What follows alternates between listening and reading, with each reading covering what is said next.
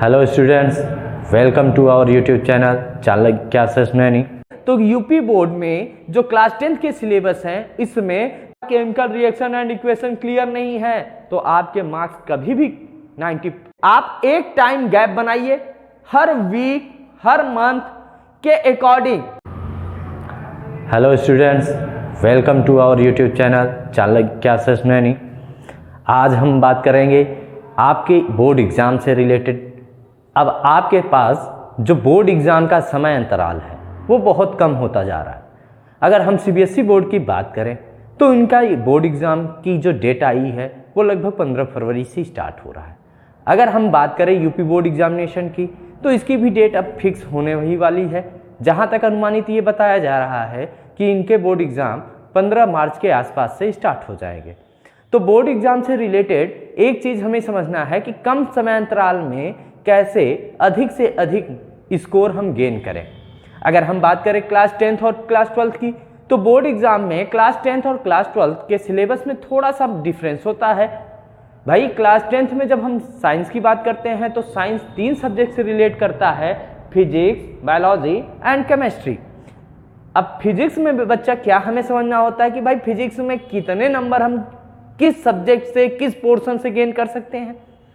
अब इसको समझने के लिए आपको समझना होगा कि भाई फिजिक्स में यूपी बोर्ड में जो मार्किंग सिस्टम है उसके अकॉर्डिंग अगर हम बात करें तो 25 मार्क्स आते हैं फिजिक्स से, बायोलॉजी से 20 मार्क्स और केमिस्ट्री से 25 मार्क्स।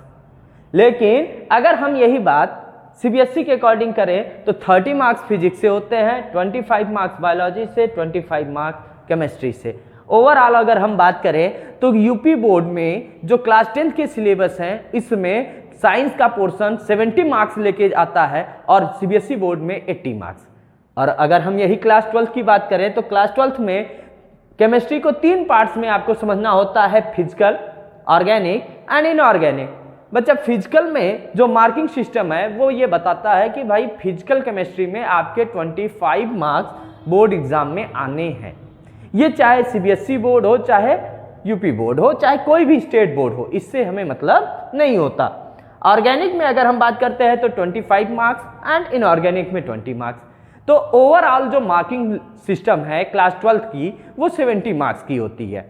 अगर अब हमें बात तो करना है कि क्लास 12th हो या 10th हो, हमें बोर्ड एग्जाम में 95 प्लस मार्क्स कैसे गेन करने हैं इसको समझने के लिए आपको सबसे पहले इनमें बेसिक ट्रिक्स आपको समझना होगा कि आप क्या करें और क्या ना करें। अगर हम क्लास 10th के बच्चों की बात करते हैं तो भाई क्लास 10th में जो केमिस्ट्री है, केमिस्ट्री में इजीली अगर हम बात करते हैं एनसीईआरटी पैटर्न के अकॉर्डिंग तो 5 चैप्टर होते हैं और उन 5 चैप्टर्स में आपके जो चैप्टर्स होते हैं, फर्स्ट चैप्टर तो आपका केमिकल रिएक्शन एंड इक्वेशन होता है, second acid base and salt होता है, third metal and non metal होता है, fourth carbon and its compound होता है और फिफ्थ आपके पीरियोडिक टेबल से रिलेटेड है। अगर हम बात करें यहाँ मार्किंग सिस्टम की तो मार्किंग सिस्टम में ये बताया जाएगा कि जो आपका केमिकल रिएक्शन एंड इक्वेशन है, बच्चा आपको एक बेसिक फंडा याद रखना है क्लास 10th के लिए कि अगर आपका सारा इक्वेशन क्लियर है बट आपका chemical reaction and equation clear नहीं है तो आपके मार्क्स कभी भी 95 प्लस स्कोर नहीं हो सकते। इसके लिए आपको क्या करना है, सबसे पहले आपको बेसिक फंडामेंटल क्लियर करने हैं आपके चैप्टर फर्स्ट के जो बेसिक फंडामेंटल्स हैं इसको क्लियर करते ही आपको 2 फंडामेंटल चैप्टर्स क्लियर हो जाते हैं। Second chapter acid base and salt और fourth chapter carbon and its compound.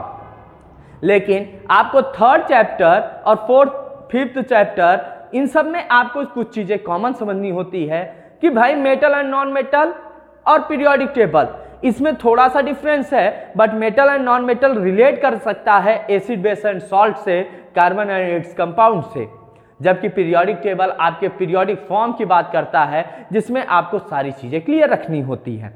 अगर हम बात इनमें कैसे क्या करें तो सबसे पहली चीजें आपको करनी पड़ेंगी कि सारे चैप्टर के आपको MCQ, very short and long answer. लेकिन आप अगर कम समय में ज़्यादा नंबर आपको प्राप्त करना है तो आप एक बेसिक फंडामेंटल ट्रिक याद रख लीजिए, जितने भी लॉन्ग क्वेश्चंस हों, आप जितने भी लॉन्ग से लॉन्ग क्वेश्चन आप बना सकें, इन सारे क्वेश्चन को आप करते चलिए। लॉन्ग क्वेश्चन से ही रिलेट करते हैं आपके short question, very short question and MCQ. अब इन सब चीजों को करने के लिए आपको एक स्पेसिफिक टाइम गैप बनाना पड़ेगा, आपको कैसे क्या करना है और बोर्ड एग्जाम में कैसे अधिक से अधिक नंबर आपको लाने हैं। तो इसके लिए आप क्या कीजिए, जितने भी अनसॉल्व पेपर हों, उन अनसॉल्व पेपर में आप एक टाइम गैप बनाइए। हर वीक, हर मंथ के अकॉर्डिंग, हर डे, पर डे आपको क्या करना है, कैसे करना है, इसको समझते हुए आप एक टाइम गैप बनाइए और कंप्लीट कोर्स पेपर आप दीजिए। आप अपने से देखेंगे कि आप कितना कर पा रहे हैं और आप एक टाइम शेड्यूल बनाइए। भाई 3 घंटे में हमारा बोर्ड एग्जाम खत्म होता है, 3 घंटे में हमें पेपर खत्म करने हैं। अगर हम यही बात क्लास 12th वालों के लिए करें तो क्लास 12th में जो फिजिकल केमिस्ट्री है बच्चा, फिजिकल केमिस्ट्री तो बेसिकली बिलोंग करता है न्यूमेरिकल मेथड से। आपको न्यूमेरिकल्स आने चाहिए। न्यूमेरिकल आने के लिए आपको क्या करना पड़ेगा, जितने भी फॉर्मूले होते हैं या फार्मूले बेस्ड कॉन्सेप्ट हैं, इनको आपको क्लियर रखना पड़ेगा। अगर हम ऑर्गेनिक की बात करते हैं तो ऑर्गेनिक में बच्चा आपको halo alkane, hello arene, alcohol, phenol ether, aldehyde, ketone, carboxylic acid, amines, biomolecules, इनकी बात करनी होती है। और ये सारे compound on the basis of similar pattern को फॉलो करते हैं। अगर आपने क्लास 11th में जीओसी क्लियर किया होगा तो क्लास 12th में आपका ऑर्गेनिक बेसिक फंडामेंटल से क्लियर हो जाता है। अगर हम इनऑर्गेनिक की बात करते हैं तो इनऑर्गेनिक में आपके P block, D and F block, coordination compound, ये सब आते हैं और ये आपके लिए बहुत इजी कॉन्सेप्ट होते हैं। अब इन सबको कैसे हमें करना है, अब भाई क्लास 12th के बच्चे को ये तो पता होता है कि हमारे बोर्ड एग्जाम में इतना सिलेबस है, लेकिन उन्हें ये नहीं पता होता कि उसे कैसे गेन करें। उसे गेन करने के लिए उन्हें क्या करना पड़ेगा, सबसे पहले ऑर्गेनिक, इनऑर्गेनिक, इनमें जो भी नेमिंग रिएक्शन है, जो भी फॉर्मुलेशन है, जो भी बेसिक कॉन्सेप्ट्स हैं, इनको क्लियर करना पड़ेगा। जब ये बेसिक कॉन्सेप्ट इनके क्लियर होंगे, नेमिंग रिएक्शन क्लियर होंगी, तो बोर्ड एग्जामिनेशन में ये अधिक से अधिक नंबर गेन कर सकते हैं। अब रही बात दूसरी कि अब भाई हम ये कैसे सोचे, अब बोर्ड एग्जाम में तो 2 महीने बचे, अब हमें नेमिंग रिएक्शन याद नहीं हो रहे हैं, क्या करें। तो इसके लिए आपको सिर्फ एक सिंपल सा ट्रिक याद रखना है।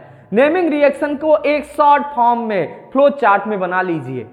जैसे अगर आपको वुड्स रिएक्शन याद नहीं हो रहा, अब वुड्स रिएक्शन में कैसे याद करें, तो हेलो एल्केन सोडियम से रिएक्ट करके क्या बनाता है, एल्केन। बस सिंपल सा कॉन्सेप्ट लिख लीजिए कि haloalkane plus sodium equal to alkane. अब यहां पे आपको सिर्फ एक सिंपल कॉन्सेप्ट क्लियर करने हैं, बाकी आपको यहां पे ज्यादा सोचने समझने की जरूरत नहीं होती। यहां अगर आप सिंपल कॉन्सेप्ट क्लियर करते हैं तो आप बोर्ड एग्जाम में अधिक से अधिक नंबर प्राप्त कर सकते हैं। क्लियर। अब इनको कैसे करें, इसके लिए क्या क्या आप ट्रिक्स अपनाएं, क्या क्या टिप्स लें, तो सबसे पहला अगर हम क्लास 12th की बात करें तो सबसे पहला टिप्स ये है बच्चा कि जितने भी फिजिकल के कॉन्सेप्ट हैं सबके फार्मूले रट डालो। नहीं रट पा रहे हो, फार्मूले को आप समझ डालो, उस पे होने वाले क्वेश्चन कर लो। जितने क्वेश्चन आप करोगे उतने ही अधिक से अधिक नंबर आप प्राप्त कर सकते हो। बोर्ड एग्जाम में जो भी क्वेश्चन आते हैं बच्चा, वो आप एक बात याद रख लेना, सीबीएसई बोर्ड में तो पेपर इनबिल्ड कंडीशन होती है, बट यूपी बोर्ड में पेपर इनबिल्ड कंडीशन नहीं होती। आप वहां पर इनबिल्ड कंडीशन कैसे जनरेट करोगे, उसके लिए आपको हर एक पॉइंट क्लियर होना चाहिए। अब फिजिकल में तो ये बात हो गई। इनऑर्गेनिक में आप जो भी बेसिक कॉन्सेप्ट्स हैं, चाहे आप कोऑर्डिनेशन कंपाउंड हो, चाहे जो भी हो, आपको वहां पर आईपीएसी, नेमिंग और बाकी सारी चीजें क्लियर होनी चाहिए। अगर ऑर्गेनिक की बात करें तो यहां नेमिंग रिएक्शन क्लियर होने चाहिए, रिएक्शन प्रोसेस क्लियर होना चाहिए, रिएक्शन मैकेनिज्म क्लियर होना चाहिए। अगर हम असर्शन रीजन की बात करते हैं तो असर्शन रीजन में आप कभी भी ध्यान दीजिएगा, जो भी कॉन्सेप्ट दिए जाएं उसके स्टेटमेंट को पहले समझें। स्टेटमेंट जैसे समझेंगे, जितने भी स्टेटमेंट होते हैं उनको समझने के बाद आपको एक वहां पर सिंपल सा फंडा क्लियर होता है कि ये कॉन्सेप्ट आया कहां से और यहां पे अप्लाई क्यों हो रहा है। और जैसे ही ये आप चीजें क्लियर कर लेंगे, ये मेरी और चाणक्य क्लासेस की तरफ से ये 100% दावा किया जा रहा है कि आप 95% प्लस स्कोर गेन करेंगे। अब इस सब चीजों को आप अभी से ईमानदारी से करना स्टार्ट कर देंगे तो हमारा और आपका ये जो वक्तव्य है 95% प्लस स्कोर वो 100% पूरा होगा और आप यूपी बोर्ड में भी या हो सकता है कि टॉप कर जाएं। अगर आप टॉप करते हैं तो हमें जरूर कमेंट करें। धन्यवाद।